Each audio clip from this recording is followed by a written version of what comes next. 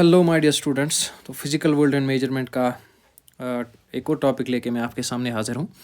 System of units आज हम पढ़ेंगे। सिस्टम ऑफ यूनिट्स क्या होता है? तो सिस्टम ऑफ यूनिट्स की अगर हम बात करेंगे, जो सिस्टम ऑफ यूनिट्स होता है इसमें क्या होता है, वो जो हमने fundamental and derived physical quantities last वाले टॉपिक में पढ़ी थी, उन सारी फिजिकल क्वांटिटीज़ को जो है डिफरेंट यूनिट्स हम असाइन कर सकते हैं। तो वो सारे यूनिट्स जो है उनको हमने ग्रुप किया हुआ है और वही हमारा क्या बनाता है, system of units. For example अगर मैं बात करूँगा, अगर मैं लेंथ की बात करूँगा, तो फॉर एग्जांपल कोई डिज़ायर्ड लेंथ हमने मेजर की, उसका फॉर एग्जांपल मेजरमेंट हमारे पास आया 10 सेंटीमीटर। अब यहाँ पे जो मैंने यूनिट यूज़ किया वो मैंने सेंटीमीटर यूनिट यूज़ किया। ऐसे ही अगर हम लेंथ को जो है फॉर एग्जांपल 100 मीटर्स लिखेंगे, तो यहाँ पे जो मैं लेंथ को लिख रहा हूँ इसका जो यूनिट मैं यहाँ पे लिख रहा हूँ दैट्स इन मीटर्स। तो हमने सेंटीमीटर यूज़ किया, मीटर यूज़ किया, तो there are different types of units. और इन्हीं डिफरेंट टाइप्स ऑफ यूनिट्स को जो है हमने इनकी ग्रुपिंग की हुई है, उन्हीं को हम क्या कहते हैं, उनको हम सिस्टम ऑफ यूनिट्स कहते हैं। यानी सिस्टम ऑफ यूनिट्स में we are having different types of systems, जिसमें different types of units assign किए गए हैं। तो देख लेते हैं। सबसे पहला जो हमारा ये सिस्टम ऑफ यूनिट्स है, वो पहला यूनिट है, उसका नाम है द एफपीएस सिस्टम। तो अगर हम एफपीएस सिस्टम की बात करेंगे, इसको हम ब्रिटिश सिस्टम ऑफ यूनिट्स भी कहते हैं।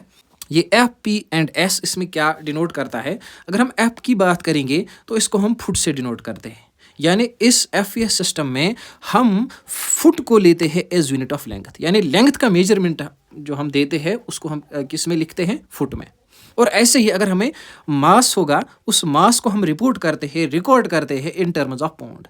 तो ये एफपीएस में जो एफ है ये फुट को डिनोट करता है, पी पाउंड को डिनोट करता है, यहाँ पे pound as unit of mass use होता है, और एस जो होता है, दिस एस मीन्स सेकंड, और सेकंड यूज होता है एज यूनिट ऑफ टाइम। अगर हमें टाइम को मेजर करना होता है इस एफपीएस सिस्टम में, तो ऑब्वियसली हम उसको इन टर्म्स ऑफ सेकंड जो है मेजर करते हैं, रिपोर्ट करते हैं, रिकॉर्ड करते हैं।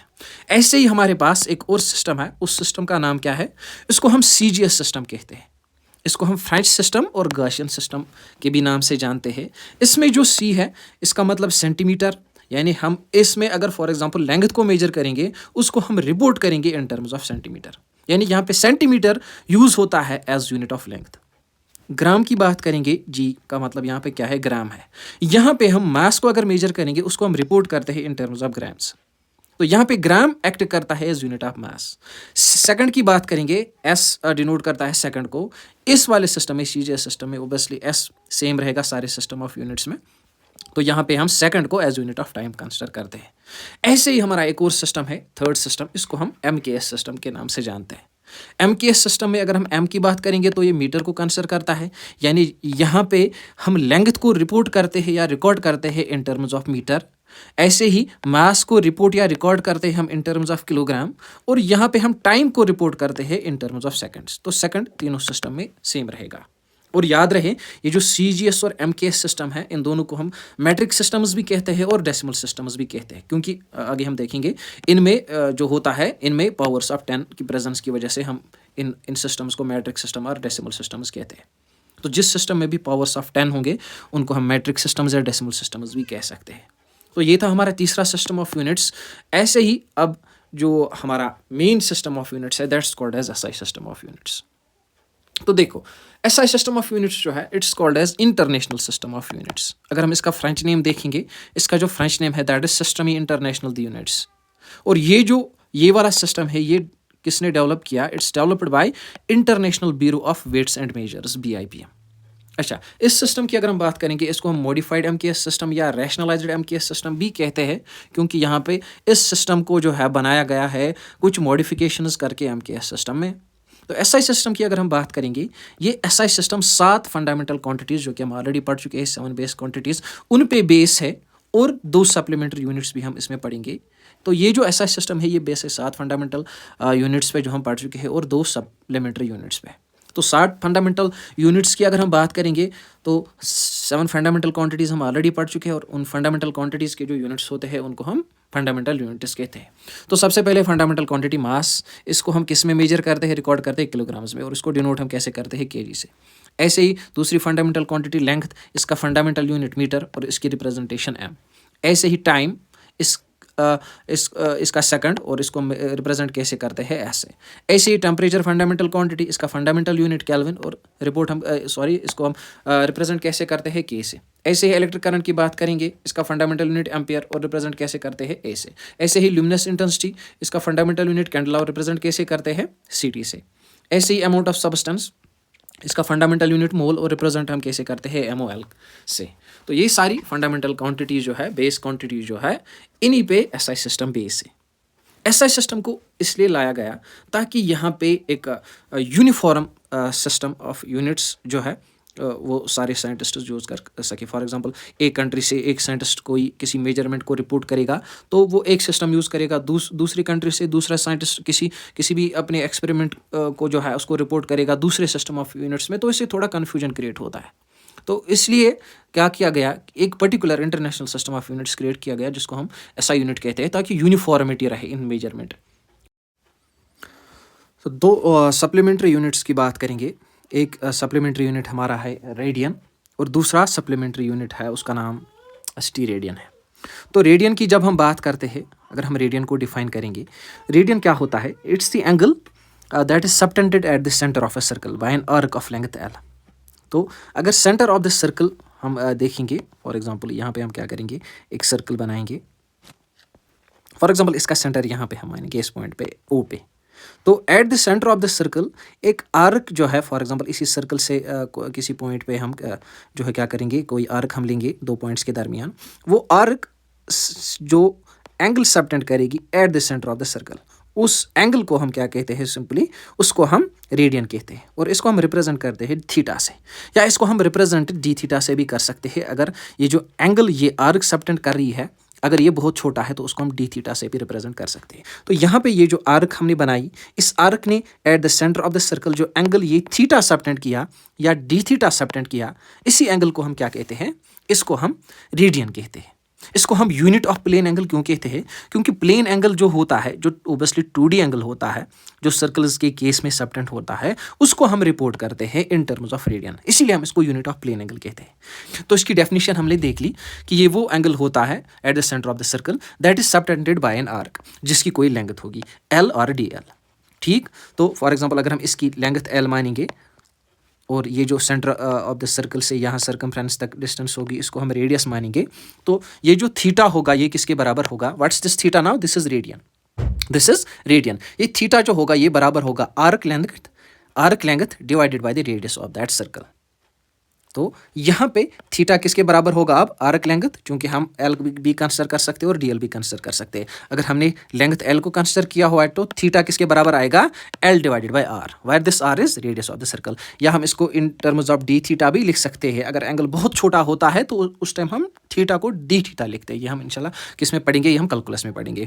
तो डी थीटा किसके बराबर यहाँ पे आएगा, ये आएगा बराबर आर्क लेंथ, इस टाइम आर्क लेंथ DL होगी और यहाँ पे डिवाइडेड बाय R होगा radius of the circle. So theta is equal to L divided by R radians, L divided by R radians. तो ये होता है रेडियन। अच्छा, अब ये रेडियन चूंकि एंगल ही सबटेंड होता है eight the centre of the circle, जो एंगल सबटेंड होता है eight the centre of the circle, हम इसको रिपोर्ट कर सकते हैं इन टर्म्स ऑफ डिग्रीज। तो ये जो रेडियन और डिग्रीज होती है, इन दोनों के दरमियान एक रिलेशन होती है। वो रिलेशन क्या होती है, relation between radians and degrees. तो 2 पाई रेडियन जो होता है वो 360 डिग्री के बराबर होता है। 2 पाई रेडियन जो होता है वो 360 डिग्री के बराबर होता है। यानी जो हम angle in terms of degrees लेते हैं कि जब सारा सर्कल जो यहाँ पे जो है हम ड्रा करते हैं, ओबियसली हम कहते हैं कि हमने 360 डिग्री एंगल को जो है ड्रा किया, वही इन टर्म्स ऑफ अगर हम रेडियंस लेंगे तो वो कितना रेडियंस होता है, वो 2 पाई रेडियंस होता है। यहाँ से हम क्या लिख सकते हैं, pi radians is equal to, यहाँ पे 2 को हम यहाँ पे शिफ्ट करेंगे, वो डिवाइड हो जाएगा 360 को, तो यहाँ पे पाई रेडियंस 180 डिग्री के बराबर आएगा।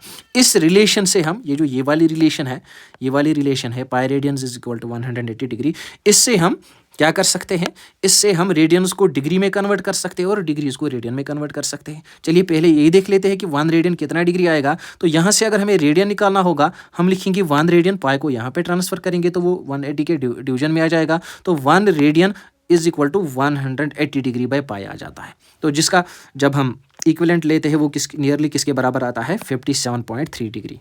तो जब हम पाई का वैल्यू यहाँ पे 3.14 सब्स्टिट्यूट कर लेते हैं तो यहाँ पे 1 रेडियंस का वैल्यू किसके बराबर आता है 57.3 डिग्री। यानी अगर सेंटर ऑफ द सर्कल में 57.3 डिग्री एंगल सबटेंड होता है तो हम कहते हैं इन टर्म्स ऑफ रेडियंस की यहाँ पे 1 रेडियन एंगल जो है सबटेंड होगा eight the centre of the circle. तो ये हमने देख लिया 1 रेडियन 57.3 डिग्री के बराबर आएगा। तो इसी रिलेशन से हम जो है ये देख सकते हैं कि 1 degree in terms of radians कितना होता है। तो उस टाइम हम क्या करेंगे, यहाँ से 180 डिग्री से हम क्या करेंगे, यहाँ पे हम 1 डिग्री को रखेंगे और 180 को जब हम यहाँ पे ट्रांसफर करेंगे तो वो पाई के डिवीजन में आ जाएगा। तो वही बन जाएगा 1 degree is equal to the pi divided by 180 radians. तो हम यहाँ से ओबियसली इस फॉर्मूला से क्या कर सकते हैं, रेडियंस को डिग्रीज में कन्वर्ट कर सकते हैं और डिग्रीज को रेडियंस में कन्वर्ट कर सकते हैं। और ये बात याद रहे, जैसा कि मैंने बोला, ये जो रेडियन होता है ये 2D एंगल को मेजर करता है।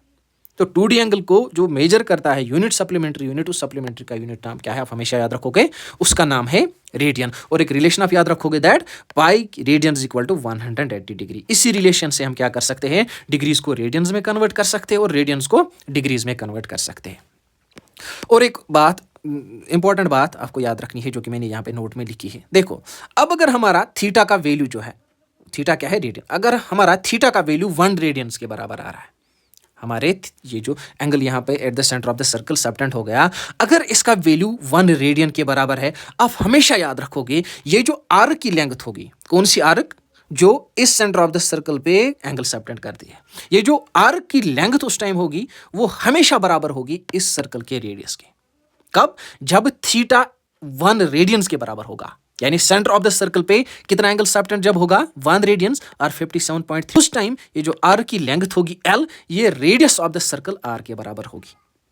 किसके बराबर होगी, radius of the circle R के बराबर होगी। अच्छा, बाकी एंगल्स की अगर हम बात करेंगे, अगर यही थीटा 1 रेडियन से लेस आएगा, कहां पे, सेंटर ऑफ द सर्कल पे, अगर सेंटर ऑफ द सर्कल पे जो एंगल सबटेंड हो रहा है उसका मेजरमेंट 1 रेडियन से कम है, तो उस टाइम ये जो आर्क लेंथ होगी वो आर्क लेंथ होगी less than the radius of the circle.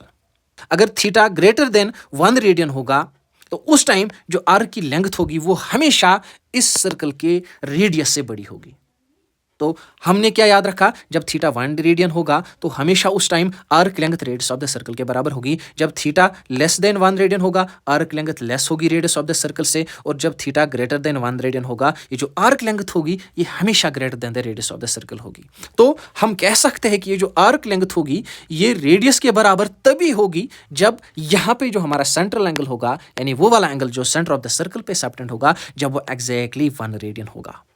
तो हम कह सकते हैं, हम 1 रेडियन को इस कंसेप्ट से डिफाइन कर सकते हैं कि 1 radian is defined as the angle subtended at the centre of the circle by an arc equal in length to the radius of the circle. Angle है जो सेंटर ऑफ द सर्कल पे subtend होगा जब एक arc subtend करेगी जिसकी length radius of the circle के बराबर होगी।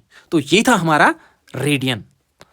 ऐसे ही बात करेंगे सिटी रेडियन की। तो जब हम सिटी रेडियन की बात करते हैं, इसको हम डिनोट करते हैं SR से। ये जो सिटी रेडियन है ये रिपोर्ट करता है 3D एंगल को, तो इसीलिए हम इसको क्या कहते हैं, इसको हम यूनिट ऑफ सॉलिड एंगल कहते हैं। इसीलिए हम इसको क्या कहते हैं, इसको हम यूनिट ऑफ सॉलिड एंगल कहते हैं, क्योंकि ये एक तरह से 3 डायमेंशनल एंगल जो है यहाँ पे जो है मेजर करता है या रिकॉर्ड या रिपोर्ट करता है। तो सिटी रेडियन की डेफिनेशन की अगर हम बात करेंगे कि सिटी रेडियन क्या होता है, this steradian it's defined as the solid angle, इसको हम सॉलिड एंगल कहते हैं। Obviously it's that solid angle subtended at the centre of the sphere. Radian कहाँ पे सबटेंड होता था, at the centre of a circle. Circle क्या होता है, सर्कल एक 2D फिगर है, लेकिन जब हम स्फीयर की बात करेंगे, स्फीयर क्या है, स्फीयर एक 3D फिगर है। तो जब स्फीयर के सेंटर पे एंगल सबटेंड होगा, उस वाले एंगल को हम सिंपली क्या कहेंगे, उसको हम उसको हम सिटी रेडियन कहते हैं। तो सिटी रेडियन क्या है, सिंपली ये सॉलिड एंगल है जो सबटेंड होता है eight the centre of the sphere. कोई भी स्फीयर का स्फेरिकल पार्ट हम लेंगे जिसका एरिया A और DA हम लेंगे, वो स्फीयर का जो एक एक्सट्रैक्टेड पाथ होगा, कोई पोर्शन होगा जिसका एरिया A और DA होगा, वो जो एंगल सबटेंड करेगा eight the centre of the sphere, उसी एंगल को हम क्या कहते हैं, उसको हम सिटी रेडियन कहते हैं। और ये सिटी रेडियन एंगल किसके बराबर होता है, ये बराबर होता है spherical surface area divided by the square of the radius of the sphere. तो इसको हम रिप्रेजेंट कैसे करते हैं, ये वाला साइन इसके लिए हम यूज़ करते हैं। ऐसा ही एक और साइन आपने देखा होगा, ओमेगा टाइप। तो यहाँ पे हम स्टीरियन एंगल किसके बराबर लेते हैं, सरफेस एरिया, जो कि सिफर का किसके बराबर होता है, 4 पाई r² के बराबर, divided by the radius of the sphere. तो यहाँ पे जो सिफर का रेडियस होगा उसका हम स्क्वायर कर लेते हैं। तो सिंपली यहाँ पे स्टीरियन किसके बराबर आएगा, area by radius square of that sphere. और अगर फॉर एग्जांपल बहुत छोटा सा एरिया हम लेते हैं तो ए को हम डी ए से रिप्रेजेंट कर सकते हैं, और उस टाइम यहाँ पे जो ये एंगल स्टीरियन होगा उसको हम कैसे रिप्रेजेंट करते हैं, डी ओमेगा से, और उस टाइम ये डी ओमेगा किसके बराबर होगा, d A by R square radians के बराबर होगा। तो हम ऑब्वियसली अब इनकी डायग्राम्स देखेंगे, रेडियन की भी और सिटी रेडियन की भी। ये आप क्लियरली देख सकते हो, ये वाली जो डायग्राम है, ये वाली diagram, this is for radian, and ये वाली जो डायग्राम है this is for city radian. तो आप क्लियरली देख सकते हो कि यहाँ पे हमने एक जो है स्फेरिकल एक्सट्रैक्ट लिया हुआ है ये, और इसका एरिया हमने क्या लिया हुआ है, इसका एरिया हमने लिया हुआ है डी ए, या इसका एरिया हम ए बी ले सकते हैं। तो ये स्फेरिकल एक्सट्रैक्ट, ये स्फेरिकल पोर्शन किसी भी स्फीयर का जब eight the centre of the sphere क्या करेगा, एंगल सबटेंड करेगा, तो वो जो एंगल होगा उस एंगल को हम क्या कहते हैं, उस एंगल को हम स्टीरियन कहते हैं, और उसको हम डी ओमेगा से रिप्रेजेंट कर सकते हैं। तो ऑब्वियसली अगर आप इसको देख पाओगे यहाँ पे, ये वाला जो एंगल है, ये वाला जो एंगल है ऑब्वियसली यहाँ पे दिखाया हुआ है, ये वाला जो एंगल है ये सेंटर ऑफ द स्फीयर पे सबटेंड होता है, और ये 3D एंगल होता है, इसीलिए हम स्टीरियन को यूनिट ऑफ सॉलिड एंगल भी कहते हैं। तो स्टीरियन आप देख सकते हैं, ये डी ओमेगा किसके बराबर आएगा, जैसा कि मैंने बोला, it's equal to the surface area of this spherical extract that extends this angle at the center of the sphere divided by radius r of this sphere, radius r of this sphere of which this spherical extract is a part। तो ये हमने plane angle और solid angle को देखा, जो कि दो supplementary angle है SI यूनिट्स के। आई होप कि आपको ये अच्छे से समझ में आया होगा। चलिए आज के लिए इतना ही, मिलते हैं नेक्स्ट वीडियो में। Thank you so much.